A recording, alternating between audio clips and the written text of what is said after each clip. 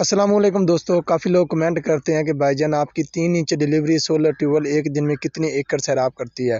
تو سب سے پہلے آپ اس بات سے اندازہ لگا سکتے ہیں کہ یہ جو کور ہے نا، کافی لوگوں کو آپ نے بولتے ہوئے دیکھا ہوگا کہ کور بننی بڑی مشکل ہے۔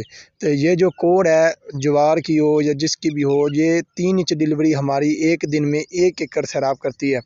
ہم نے یہ سامنے آپ لوگ دیکھ سکتے ہیں، ہم نے دھانج لگایا ہوا ہے، 3 ایکڑ دھان لگایا ہوا ہے۔ یہ ہماری سولر ٹیوبل کھڑی ہوئی ہے۔